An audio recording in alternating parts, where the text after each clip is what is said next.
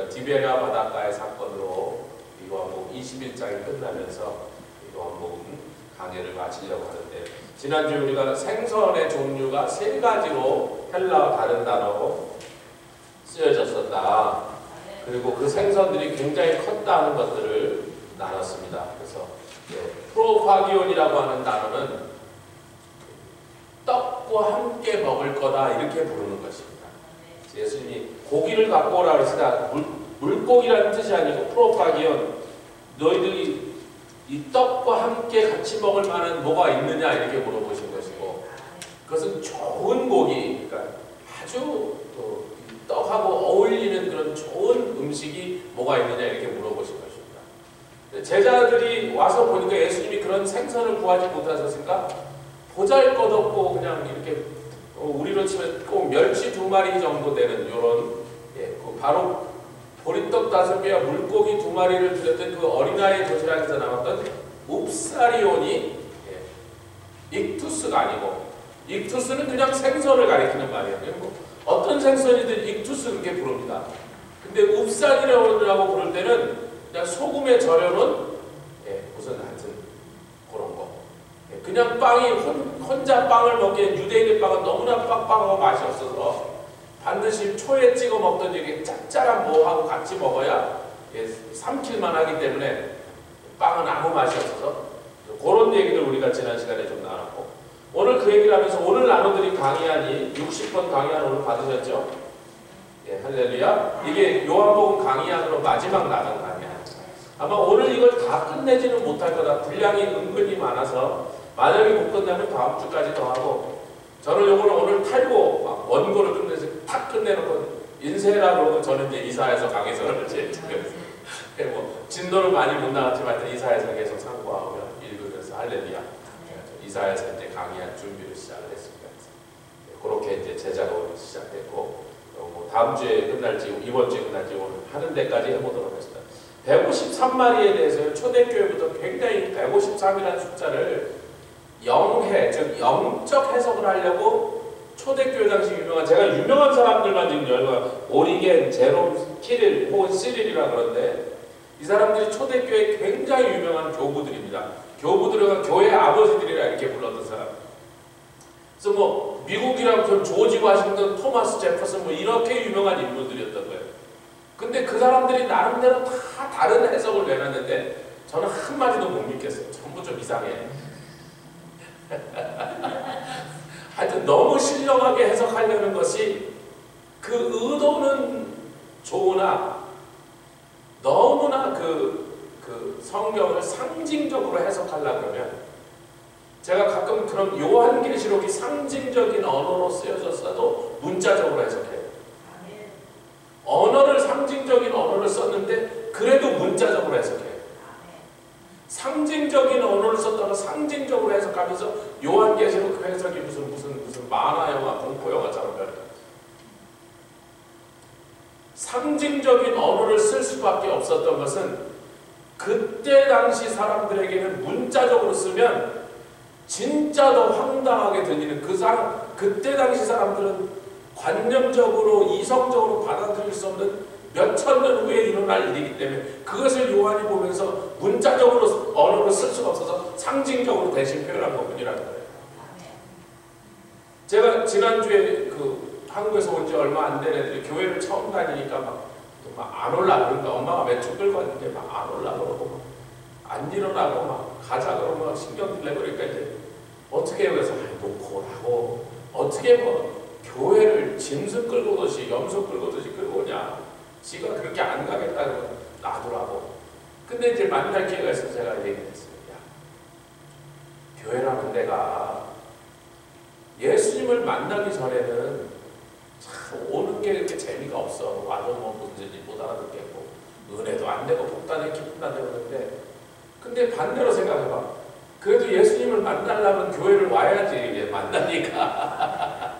너희들이 어느 날 예수님을 만나면 그 순간부터 교회가 세상에서 제일 오고 싶은 데로 변할 건데, 우리가 소위 은혜 받는다. 근데 예수님 만나야 그런 일이 일어났는데, 예수님을 만나려면 교회를 와야지 그 가능성이 제일 높으니까. 그러니까 니네들이 막 죽어도 못 오겠다 진짜 개처럼 끌고 오지 말라고 했지만 웬만하면 자꾸 와라. 내가 예수님 만나니까 나도 그렇게 교회가 좋더라 그랬더니 그다음부터 얘네들이 예수님 만났네. 그래서 만났다고. 그랬더니 어떻게 생기셨냐. 아니 여러분 그렇게 질문한 게 이상해요? 허연 수염 나셨어요? 그 진짜 그렇게 물어봐요. 허연 수염 나셨어요? 할아버지예요? 그래서 내가 이제 걔네들 이렇게 물어보니까 이제 하나님은 영이시고 그러니까 그 뭔 소리냐 그래서 이제 설명을 하고 하다 보니까 얘네들이 이제 그 대화부터 시작해서 창세기 1장, 2장, 3장 질문을 시작하는 거예요. 선악을 알게 하는 나무부터 시작해서 왜 만들어놨냔 말이야 먹을 건. 우리 집사람이 교회 처음 와서 질문하거든. 이러면 이제 지금 그 불안으로 들어오고 있는 거예요. 근데 걔네들이 교회를 안 다니지만 학교를 다니는 애들이니까 논리적으로 지적으로 하면서 성경이 너무 황당하다는 거야. 자기들도 좀 읽어봤나 보지. 성경에 나오는 얘기가 진짜네. 이걸 다 믿을 수 있는 과학적으로 얘기할 수는 없겠지만 그래도 과학적인 자세가 너무 반대되는 얘기들은 우리가 못 받아들이는 거 아니에요? 목사님 그러는 거예요. 그래서 할 수 없이 그때 당시 성경의 사건들이 일어날 때 지금부터 8,000년 만년 전의 일인데 지구상에 어떤 민족도 문자가 없었습니다. 그러니까 옛날에 저기 물산 앞바다에 고래 잡고 사냥하는 게 8,000년 전 사람들인데 대략 전부 그림으로 그래. 고래도 그려놓고 막 작살 들고 바다에 가서 아니 문자가 있으면 왜 그림을 그려요? 그냥 글로 쓰지. 문자가 없었단 말이에요. 지구상에 가장 오래된 문자가 4,000년 전부터 시작됐어요.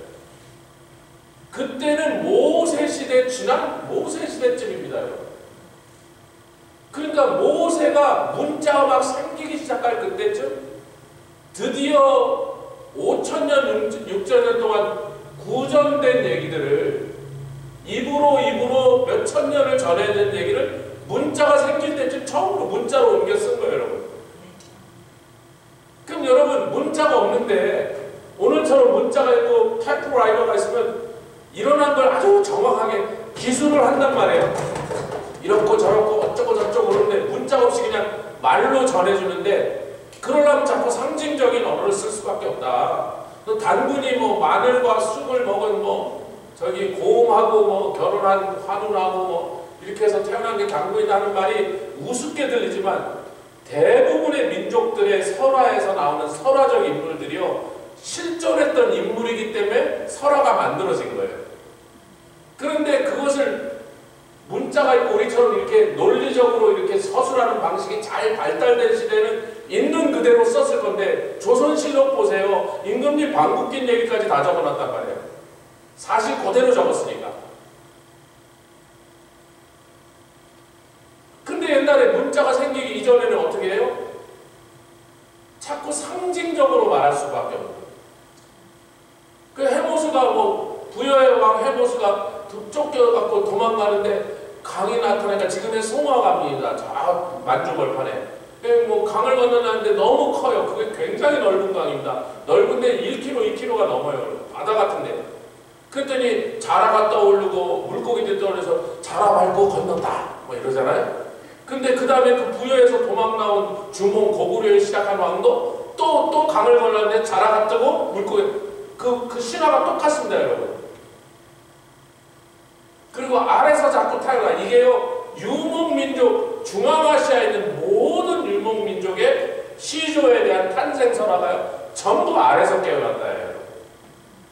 박혁효 생활은 아래서 깨어난 게 아니고 그리고 신라 왕족은 자기네가 말해도 우리는 흉노의 자손이다. 그 흉노의 자손 그 사람 이름까지 김일제라고 딱 적어놨단 말이에요.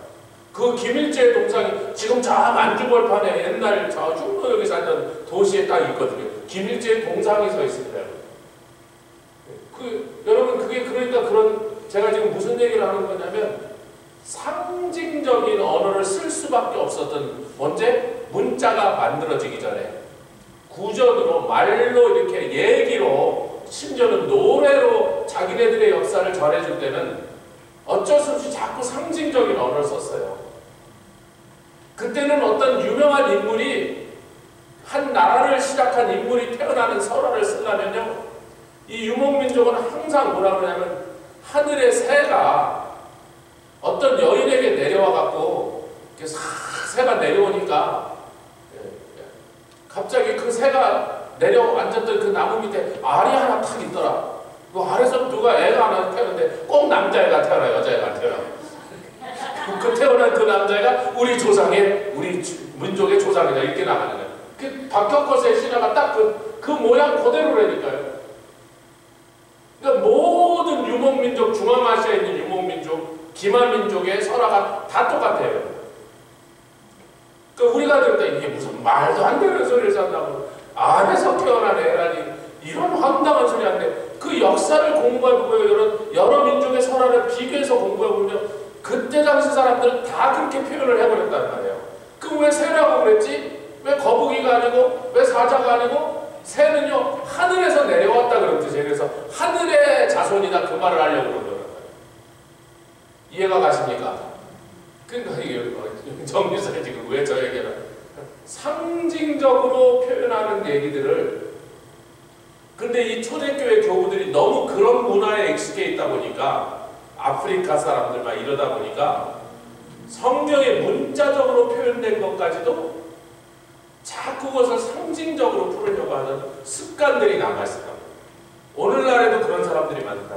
조심해야 된다. 오리겐 굉장히 유명한 교부고, 제롬은 라틴어 벌게트 성경을 번역한 교부고, 키릴도 당대 최고의 교부지만 이 사람들이 이런 말을 했다 그런 걸 제가 소개한 것은 전부 이상한 소리다. 그런데 however, 여러분, 아라비아 숫자가 우리가 알고 있는 1, 2, 3 이런 숫자가 유럽이나 아시아로 다 퍼진 지가 600년 정도밖에 안 돼요. 600년 전에는요, 숫자라는 게 없었어요. 그런 거 보면 한자에 숫자가 있다는 건 굉장히 발달된 건데, 그래도 숫자를 뭘로 쓰지? 문자로 썼잖아. 1, 2, 3, 뭐 4는 이렇게 되고, 뭐 5는 또 이렇게 하고. 이게 얼마나 불편하냔 말이에요. 전부 문자를 써갖고 숫자를 쓰려니까. 아예 헬라어, 로마, 라틴어, 히브리어에는 이렇게 숫자를 놨다면 글자가 없었어요. 그냥 알파벳으로, 이게 히브리어 첫 알파벳인데 이게 숫자 값으로 1이라고 썼어요. 그 다음에 2, 세 번째 3 이렇게 썼어요. 알파벳, 그 다음에 10까지 가면 20, 30, 40, 50, 60, 70, 80, 그 다음에 100까지 가면 100, 200, 300 이렇게 해놨어요.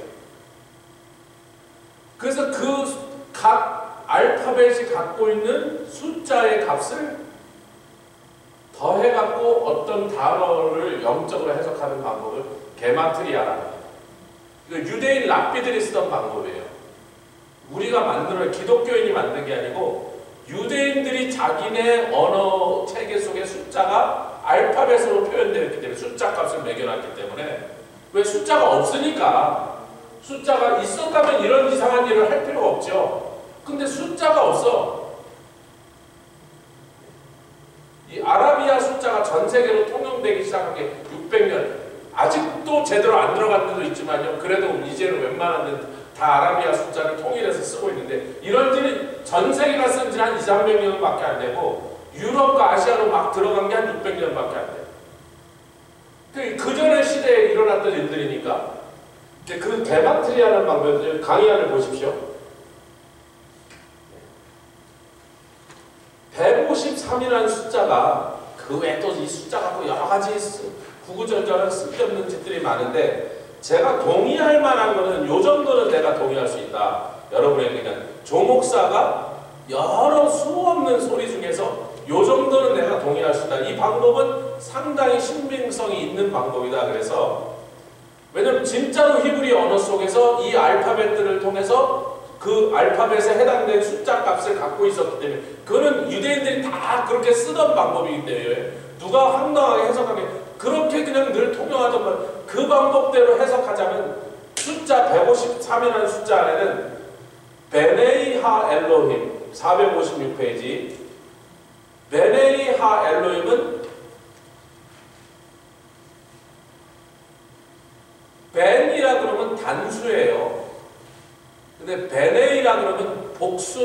아들이 아니고 아들들. 벤 그러면 단수인데 베네이 그러면 아들들이란 복수형입니다. 아멘 합시다.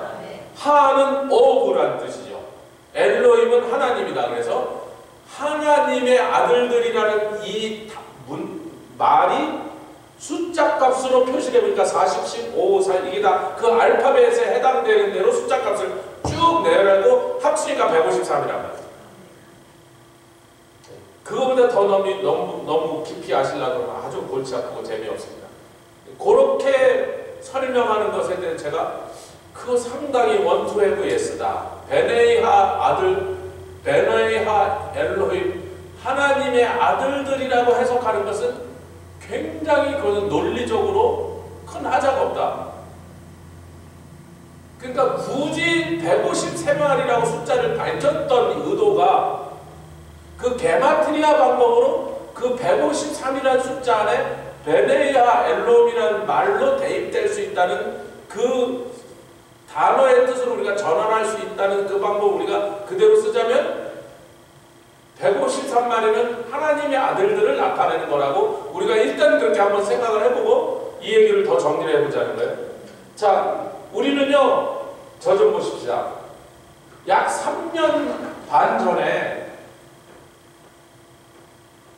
베드로와 그의 형제 안드레 그리고 또 야고보와 요한이 서로 동업자가 돼가지고 갈릴리 바다에서 왜냐하면 배 한 척으로 물고기를 잡아오기 힘들어요. 배 두 척이 그물을 쭉 친 다음에 나중에 이 그물을 걷어낼 때는 두 척이 양쪽에서 끌어야 이렇게 끌고 들어올 수가 있는데 한쪽이 끝나는 건 굉장히 불편하고 거의 불가능한 일입니다. 그러니까 서로 야 우리 동업하자 잡은 고기는 반가에 하자 이렇게 했을 거란 말이죠. 흔한 얘기죠. 두 척이 짝을 이뤄서 조업을 하러 나간다는 거예요. 근데 우리가 약 3년 전에 예수님이 처음 공생애를 시작하셨을 때 누가복음 4장에 보면 순서가 베드로의 장모를 먼저 10병을 고치시고 누가복음 4장에는 5장에는 그 유명한 깊은 데로 그물을 던져라 사건이 나왔다고 순서가 베드로의 장모의 10병을 먼저 고치신 게 먼저 나오고 5장 그 다음 장에 깊은 데로 그물을 던져라 해서 내가 밤새도록 수고해서 잡은 것이었지만 말씀에 의지하여 던지겠나이다. 다음에 배가 가라앉을 정도로 그 다음에 그렇게 해서 나중에 보니까 그물이 찢어진 정도로 그물을 고기를 잡고 그 다음에 놀란 베드로가 뛰어내리면서 그 앞에 엎드리면 나를 떠나가시라고 죄인하고 그 다음에 예수님이 사람을 낚는 어부를 나를 따르라는 그 첫 번째 사건이 기록되어 있습니다. 그런데 약 3년이 넘게 지난 다음에 이제 부활하신 주님을 디베라 바닷가에서 만나는 순간에 그 두 밤의 사건이 너무나 흡사한 사건이 벌어진 거예요. 또 실망한 7명의 제자들이 아이고 도로 가서 물고기나 잡자 그러고 가갖고 밤새 잡았는데 하나도 못 잡았어. 예수님이 야 내가 뭐 그냥 우선 급한 대로 읍사리온 좀 긋고 있는데 익투스 좀 없냐 그랬단 말이야. 근데 익투스가 하나도 없는 거예요, 여러분. 그러니까 예수님이 그러면 오른쪽에다가 배 오른쪽에다 던져라. 하여튼 목수가 어부들한테 고기 잡는 법을 계속 얘기하시는 거예요. 그랬더니 배 오른쪽에다 던졌더니 다시 한번 얼마나 많이 잡았는지 끌어올렸습니다. 자, 이 두 사건을 저와 여러분들이 둘 다 잘 아는 사건이니까 쉽게 비교할게요.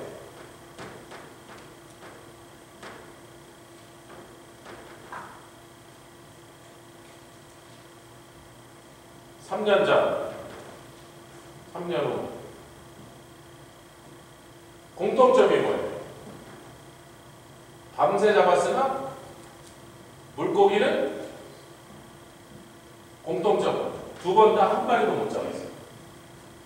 또 공통점이 뭐예요? 예수님이 하라는 대로 했더니 목수가 시킨 대로 했더니 어부들이 배가 가라앉을 정도로 그물이 찢어질 정도로 많이 잡았어요. 이게 공통점이에요. 근데 이제 다른 점이 뭐냔 말이야. 사건을 기록하면서 여러분 말씀드렸잖아요. 초대교회가 마태마가 누가 요한 누가복음 세 복음서를 이미 50년 가까이를 초대교회가 다 예수님에 관한 행적과 그의 기적을 굉장히 자세하게 많이 들었고 또 살아있는 증인들을 통해서 뭐 개인적으로도 수없이 예수님 얘기를 들었는데 요한이 굳이 지금 오늘 밤에 이 얘기를 꺼내는 이유는 다른 복음서 기자들이 적지 않은 얘기를 꺼내면서 두 가지 다른 점을 비교하고 있단 말이에요. 첫 번째는 옛날에는 몇 마리인지는 안 적었어요. 마리수를 안 적었다. 근데 오늘은 기어이 153마리라고 밝히고 있단 말이에요. 그래서 우리가 153이라는 숫자가 뭘 의미하는지가 옛날에도 굉장히 많이 잡았는데 그러면 지금 이걸 밝히는 게 당연한 거라면 그때도 몇 마리 잡았는지 뭐 213마리였다 이렇게 밝혀야 되잖아요.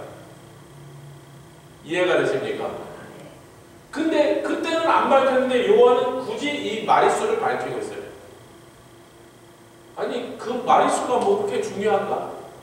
그래서 그날 153마리를 저기 가버나움 장에 가서 팔았더니 돈으로 3,785불이 됐더라. 그래서 3,000불은 건축헌금 드리고 400불은 11조금 그게 아니잖아요. 그 153이라는 숫자를 기록할 아무 다른 이유가 없는데 그래서 우리가 이 숫자에서 예수님이 무엇인가를 가리키는 어떤 의미가 그 속에 숨겨져 있는가 생각해 보니까 그래도 제일 여러 사람들이 한 해석들 중에 우리가 좀 받아들일 만한 건 게마트리아 방법으로 베네이하 엘로힘이라고 하는 하나님의 아들들을 가리키는 숫자라고 한다면 그건 상당히 말이 된다. 우리가 여기까지 하고 넘어갔습니다.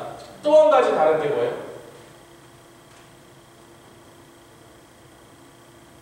옛날에 그물이 찢어졌어요.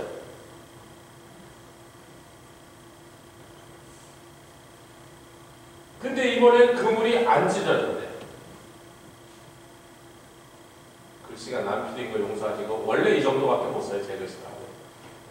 하여튼 그물이 찢어졌다는 얘기를 그때 밝혀놨는데 요한이 굳이 잠깐만요. 여러분 예수님의 그 많은 행적과 기적도 지면이 부족하여 불필요한 건 생략합니다라고 요한이 조금 전에 말했잖아요. 뭐 이 말 쓰는 동안에 기적 하나 더 써놨겠네. 그러니까 중요한 사실이 아니라면 예수님의 마음, 예수님의 어떤 계획을, 뜻을 알고자 하는 그것을 알리는 데 도움이 되는 엄청나게 중요한 사건이 아니라면 내가 과감하게 생략했습니다. 그 다 쓰자면 끝도 없으니까. 그런데 왜 여러분 그물이 찢어졌다면 기록할 만하지 또 그물이 찢어졌습니다. 그러려면 기록할 만하죠. 근데 그물이 안 찢어졌습니다. 어젯밤에 우리 집에 도둑이 안 들어왔습니다 라고 목사한테 와서 목사님 어젯밤에 우리 집에 도둑이 안 들어왔어요. 아니, 그저께도 안 들어왔잖아요. 그런 말은 아무도 보고 안 하거든요. 예. 뭐가 문제가 생겼을 때 그 얘기를 언급하는 거지 그물이 안 찢어졌잖아를 왜 꼭 적어놔야 되죠? 근데 이제 이게 이거예요. 이 153이라는 숫자가 하나님의 아들들이라는 것을 나타내고 있다면 제가 이제 이것은 제 나름대로 해석인데 이런 겁니다. 옛날에 153마리보다 더 많을 수도 왜 배가 가라앉으려고 했어요. 이번에는 배가 가라앉으려고 했으니까 그때 3년 반 전에 아마 셌으면 300마리였을 수도 있다는 거예요.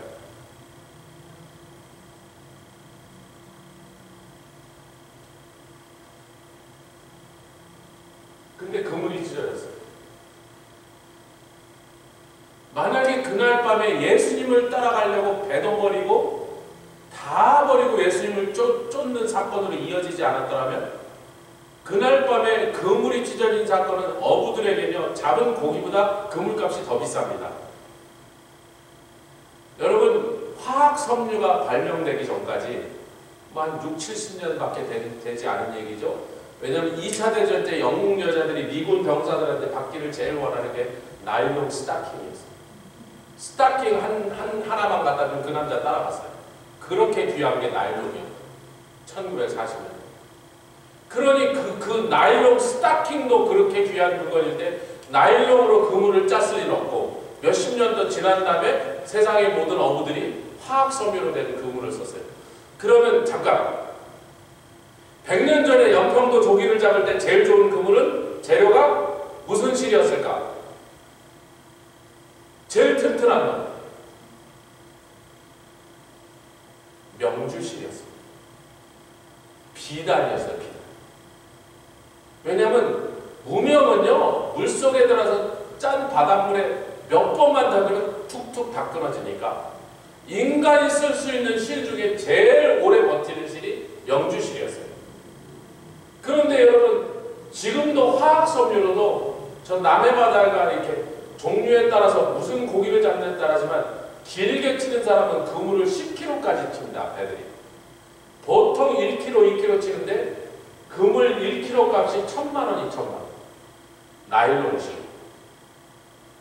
그렇다면 명주실이라면 혹은 그때 명주실을 못 썼더라도 제일 질기고 제일 안 끊어지는 실, 제일 비싼 실을 썼더라면 갈릴리 바다에서 그날 고기를 아무리 많이 잡았어도 물고기 값보다는 그물값이 더 비싸요.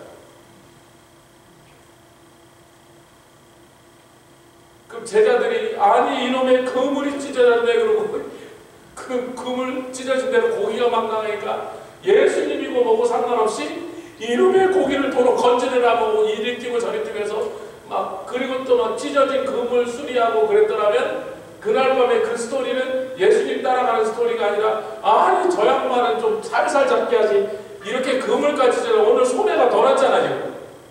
근데 왜 그런 일이 안 벌어졌냐면 너무 놀래고 누가복음 4장에는 장모를 고친 베드로의 장모를 고친 사건이 먼저 기록되고 5장에 이 사건이 있다고 기록되는데 마가복음 1장에 희한하게 이 사건이 먼저 기록되고 그 바로 이어서 장모를 고친 사건이 나옵니다.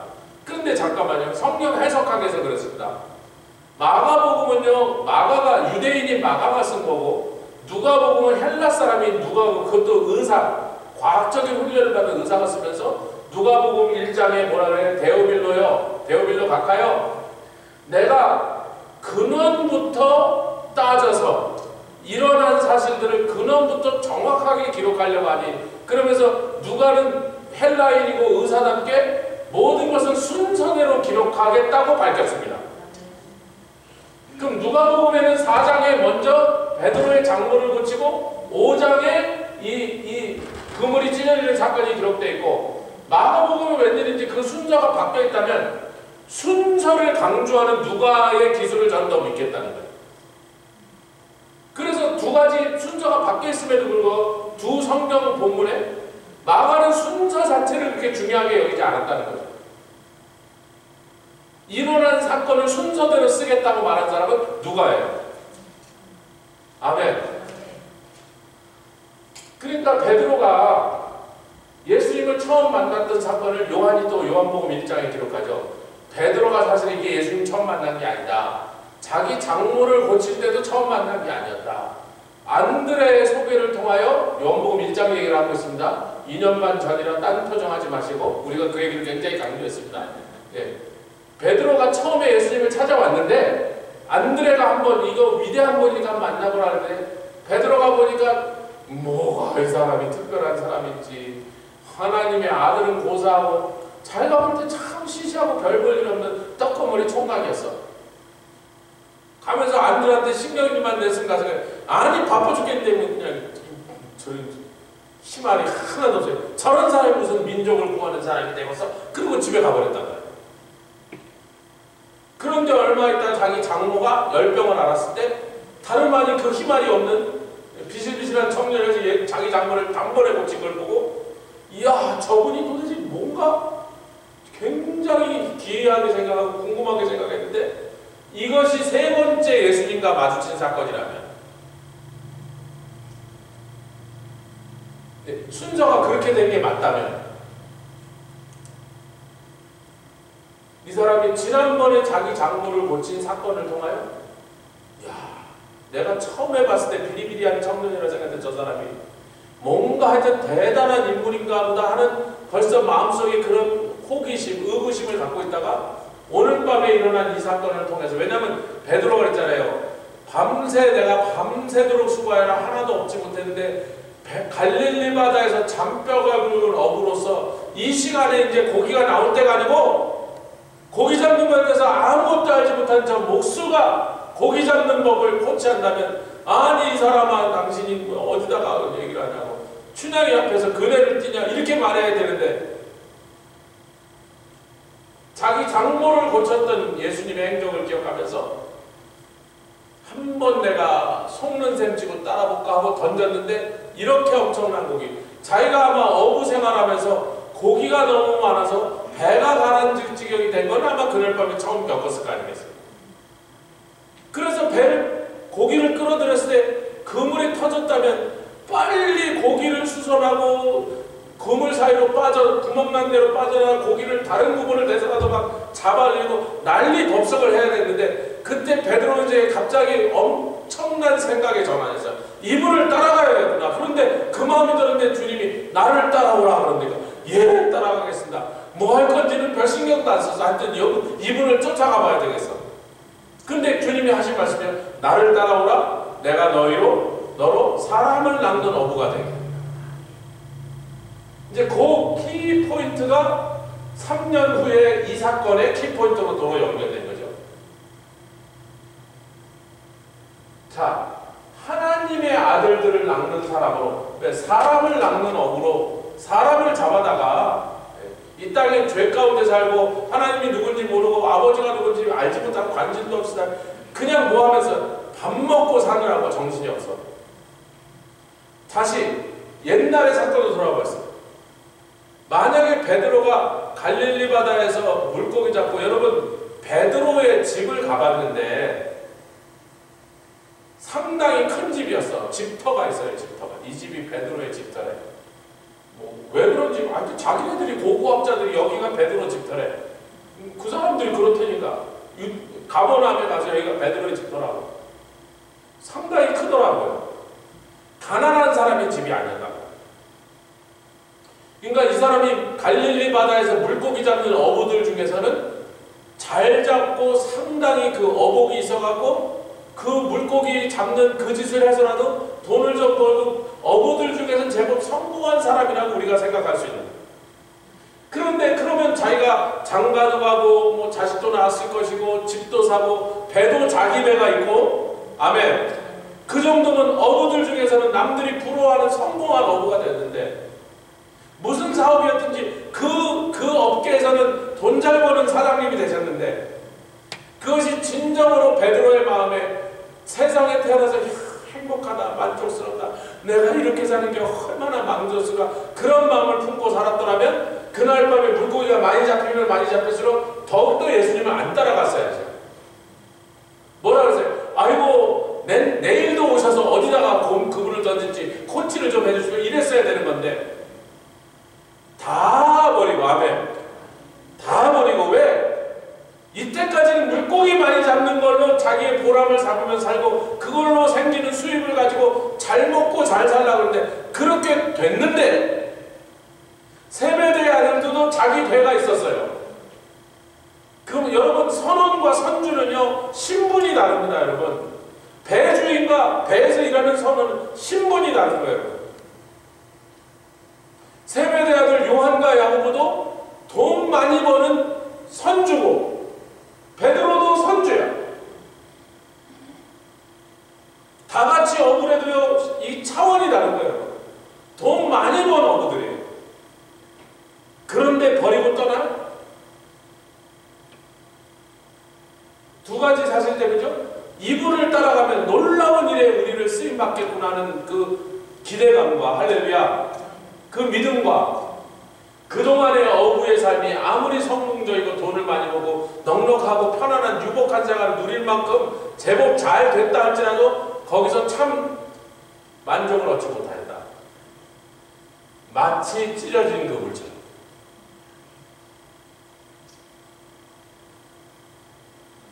근데 오늘 이제 그물이 안 찢어졌어. 안 찢어졌다고 표현한 건 뭐예요? 정상적으로 하면 그렇게 무거운 생선들이 많이 잡혔다면 자연적으로는 찢어졌어야 되는데 이상하게 안 찢어지더라. 근데 그 안 찢어지면서 잡은 153마리는 하나님의 아들들이라고 우리가 해석한다면, 저는 그렇게 해석이 됩니다. 하나님의 아들들이라면 그물이 안 찢어진다는 건 뭐죠? 참만족입니다. 우리 그 최순남 선교사님 여기 우리 교회 와서 예배를 드릴 때 뉴욕을 내려가잖아요. 뉴저지로 이렇게 운전하셨는데요. 자기가 절반하겠습니다. 근데 진짜 절반했어요. 중간까지 가는데 자꾸 바꾸자 그래서 바꿨더니 그 다음에 안 내줘. 그래서 끝까지 저 좀 쉬라 그러는 거죠. 자기도 다 목회를 하던 분이니까. 아니 뭐 그렇게 하시라고. 나도 나이도 적다 적고 끝까지 그 일을 하셨어요. 가면서 이제 이런 얘기를 하면서 그런가. 목사님, 제가 목사님 되니까 참 즐겁게 하시는 것 같아요, 목회를. 당신이 뭐 언제 갔다 오늘 예배 드린 거 그거밖에 못 봤는데. 하여튼 그래서 맞다고 굉장히 즐겁게 한다. 남들 보면 다 고생길이라죠, 목회. 아니 세상 사람들이 교회 다니는 사람들에게 목회는 고생길이라고. 유명한 타일랜드에 가서 소가 펄쩍 뛰게 하는 거 어떻게 하는지 아시죠? 너 나랑 같이 미국 가서 목회 같이 하는 타일랜드에 소도 펄쩍 뛰는 그 정도로 세상 사람, 교회 다니는 사람 다 목사한테는 딸 안 주려고 그러고 왜? 고생이다. 근데 저는 그물이 안 찢어지는데 아니 세상에 고생스럽지 않은 게 어디 있어요? 생선 잡는 게 세상에 제일 힘든 일 중에 하나입니다. 제일 위험하고 그리고 사람들한테 무시받고 그래도 고기만 많이 잡으면 됐다고 집 사고 배 사고 선주 소리 듣고 사장님 소리 들었어. 뭐 남들이 천하다고 여기는 힘들던지 근데 그물이 찢어지더라고요. 그런데 고기를 낚는 어부에서부터 사람을 낚는 어부로 만들어 주셨을 때 집집마다 둘씩 가서 복음을 전하니까 사단이 막 떨어지는 것을 병자가 낫고 사람들이 예수께 하나님께로 돌아와서 구원받는 것. 이 멋진 일. 그러니까 막 제자들의 마음이 막 부풀어오는데 이러는 와중에 우리 주님이 이번에 예루살렘 올라가서 막 로마 놈들 쫓아내고 왕까지 되면 우리는 막 저절로 다윗 옆에 있던 요압이나 뭐 이런 사람들처럼 막 국방장관, 내무장관 다 하겠네. 막 외무장관 나는 무슨 장관 시켜줄까 이러면서 올라갔던 거예요. 불과 언제? 불과 20-30일 전까지. 뭐가 변했어요? 사람을 낚는 어부가 되는 것으로 만족하고 주님과 함께 여기까지 왔는데 점점 주님이 유명해지고 더 많은 사람들이 예수님을 환호하고 막 사람들이 이제 막 왕하라고 막 가지 꺾어서 맞고 하고 막 호산나 다윗의 모시는 막 그렇게 난리가 나니까 야 이제 우리가 막 예수님 따르다 고생은 끝났나 보다. 왕 되시겠네. 왕 되시면 내가 좀비쯤 돼야지 이러면서 지금 2-3주 전에 그러고 들어왔다고요. 그러다가 그냥 십자가 사건에서 막 혼비백산해서 다 도망갔는데 그러니까 이제 뭐 하나님의 아들들 뭐 사람 낚는 어부 다 때려치고 예수님도 돌아가시고 그랬는데 갈릴리 바다로 가서 도로 물고기 잡는 어부나 해야지. 예수님이 이제 그날 밤에 이 사건을 보면서 야 그물이 찢어지지 않냐. 배가 가라앉도록 많이 잡아도 다 손에 바람을 잡으려는 것 같지. 다 손가락가에 사이고 복이 다 새나가고 쓸데없는 명예, 쓸데없는 영혼, 쓸데없는 그 헛된 것들을 찾으면 붙잡던 그 생활로 정말 돌아갈래? 저는 예수님이 그렇게 역사하셔서 그 말씀을 하고 있다고 생각합니다. 제가 이번 주에 이제 그 웨스트버지니아에 있는 몰겐타운 한인교회에서 제가 이제 저보고 와서 좀 처음에는 전도에 대한 세미나를 해달라고 해서 뭐 그래 언제 갈까요? 했더니 아이고 목사님 뭐 주일날 해주셔서 아니 주일날 우리 예배가 있는데 내가 우리 예배를 빠지고 남의 교회 세미나를 인도하라고 곤란하게 아 그건 못한다. 그럼 목사님 주일날 우리 예배는 2시에 드리니까 2시에 와서 설교를 해달라. 2시까지 갈 수 있을런지 잘 모르겠는데 하여튼 2시에 예배는 시작하지만 찬양 좀 하니까 찬양 시간에라도 오시면 그래서 계산을 이제 GPS 치고 보니까 여기서 우리 예배 끝나고 그냥 붕 떠나면 거기 2시에 도착하는 거예요. 그래서 글쎄 근데 왜 그렇게 나를 오라 그러냐니까 자기네가 이제 전도를 좀 나가려고 그러는데 워낙 전도를 안 하던 교회다 보니까 담임 목사님 아무리 얘기해도 사람들이 반응도 없고 별로 반응이 시원치 않다는 거야. 그러니까 목사님 같은 분이 오셔서 좀 목사님 교회에서 전도하는 걸 좀 말씀 좀 전해줍니다. 그래요. 그럼 제가 뭐 여기서 밥만 먹고 그냥 쫓아가야지. 그래서 이제 이번 주일에 예배 끝나면 밥만 먹고 붕 떠나서 이제 그 교회 가서 그 말씀을 드리려고. 오늘 전화가 오셨어요. 본문을 보내달라서 본문을 보냈는데 본문을 딱 봤는데 제가 본문이 고린도전서 2장 전도에 미련하는 것으로 그래서 제가 설교 제목이 고린도전서 1장 18절부터 21절까지 본문이고 제목은 전도 손해보는 장사 그래서 보냈더니 목사님 그걸 받으시고 난 다음에 전화가 오셨어요. 목사님 안 그래도 전도 안 나가려고 우리 하는 성도들한테 손해보는 장사라고 설교를 하세요. 아니 그렇게 노골적으로 말하지 않아요. 그 뜻으로 전화를 한 거예요. 그러니까 너무 세게 막 당신들 전도 안 하고 막 나중에 하나님 앞에 와서 막 두들겨 맞고 쫓겨난다 지옥 간다 막 이렇게 하시면 곤란합니다. 그걸 나한테 얘기하려고 전화하셨어. 설교 요약을 또 영어로 번역을 해서 이렇게 띄운다 그래서 제가 설교 요약을 좀 있으면 보내드릴 테니까 지금 거의 준비가 됐지만 아직 덜 됐으니까. 그러니까 목사님 우리 교회 성도들도 전도 나가자고 했더니 5% 10%밖에 반응을 안 합니다. 나머지 90%는 전도해야 되는 거 알아. 전도가 좋은 것도 알아. 전도하라고 주님 명령하신 것도 알아. 근데 이런저런 이유로 못 움직이고 있어요. 그러나 5% 10%가 나갔습니다. 나간 사람은 기뻐합니다. 또 나간 사람이 기뻐하니까 옆 사람이 또 이렇게 해갖고 처음에는 나간 숫자보다 자꾸 늘어서 좀 지금 매년 나가는 숫자가 이렇게 그러니까 내가 당신 교회 가갖고 생전 처음 본 사람들 보고 전도하라면 하나님한테 뒤지게 맞을 줄 알아 그렇게 하겠냐고. 그럼 여러분 전도하는 사람들에 대해서 뭐라 그랬죠? 다니엘서 12장에 뭐라 그래요? 많은 사람을 옳은 대로 돌아오게 하는 사람 궁창의 빛과 같이 빛날 것이다. 그 다음에 또 영원히 별과 같이 빛날 것이다. 여러분 모든 사람이 그런 약속 하실 수 없잖아요. 대부분의 사람들이 그 놀라운 상급을 받는 게 아니거든요.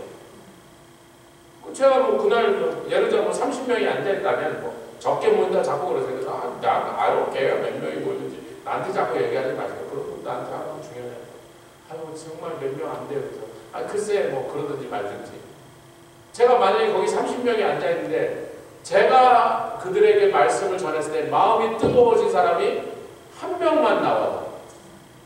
2명 나오면 더 좋고 그럼 1명이나 2명이면 30명 앉아있는데 2명이면 10%도 안 되지만 우리도 10%도 안 된다니까요. 근데 그 1명이나 2명이 목사님은 자기가 하고 싶어서 그러는 거니까 목사님 하면서 쌤 사모도 따라가면 네 할렐루야 3명만 4명만 남아서 해도 그 사람들에게 하나님 주시는 복과 그들을 하나님 얼마나 존귀하게 여겨주시고 그들의 믿음이 자라나고 그들을 통하여 하나님 복 주시는 걸 본 사람들이 또 아이고 질투가 나서 샘이 나서 나도 좀 할 거야 그러고 나가면 되는 거지. 뭐 거기 앉아있는 30명을 다 그냥 내쫓아갖고 막 죽어도 안 하겠다는 사람 나가게 하라고 할 필요가 있냐 말이에요. 하나님의 아들들을 밖에 나가서 낚아갖고 와갖고 사람을 낚아갖고 하나님의 아들들이 되게 하는 일이 얼마나 귀하고 놀라운 일인지. 이제 1명만 전도 현장으로 나가서 목사님하고 둘만 나가도 혼자 나가면 안 되거든요. 목사가 아무리 대단해도 누가 한 명이라도 같이 가야 예수님의 방법이란 말이에요. 둘씩 나가게 하셨으니까. 그러니까 그 교회 성도 중에 한 명이라도 그런 사람이 나오면 왕복 3시간 운전하고 밥도 쩔쩔 굶고 가서 설교하고 와도 하나도 억울하지 않다. 할렐루야. 그 조금 모이는 교회에서 그날 설교했다고 사례를 얼마나 줄까요? 보나마나 제가 그만큼 헌금하고 올 거지. 오며 가면 차비는 교회에서 톨비라도 내주시니까 괜찮아. 할렐루야. 야, 좋아라. 그날 밥 얻어먹기 틀렸으니까 샌드위치 하나 싸놔라. 가면서 씹어 먹으면서 가게. 옆에 계신 분들은 사람을 놔둡시다. 그물이 안 찢어져. 요 강의 첫 부분이 그 얘기고, 그 다음부터 그 유명한 예수님과 베드로와의 대화를 통해서 3가지 사실인데, 첫 번째는 뭐냐? 주님을 사랑하는 사람에게 그걸 물으셔야 돼. 네가 나를 사랑하는가? 네가 나를 사랑한다고 정말 사랑한다 여기는 사람에게 당신의 양을 맡기신다. 할렐루야. 두 번째는 뭐죠? 제자가 되면 끝까지 따라가는 것이다. 하나 더 있는지, 포인트가 하나 더 있죠? 보죠.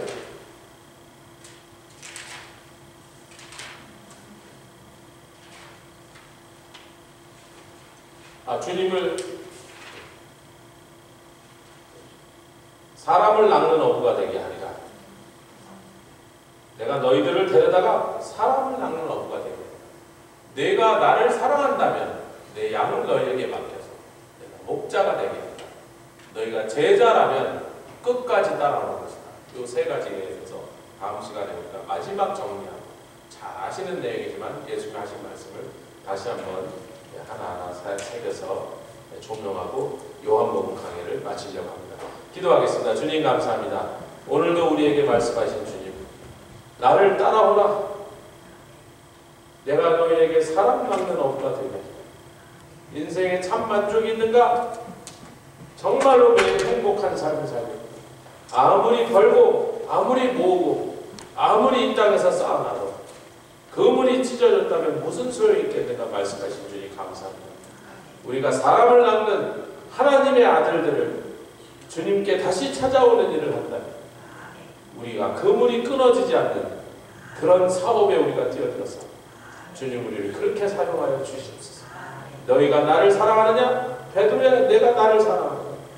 내가 너에게 능력 있느냐 묻지 않고, 내가 얼마나 잘하느냐 묻지 않고, 나를 사랑하느냐 묻는 거죠.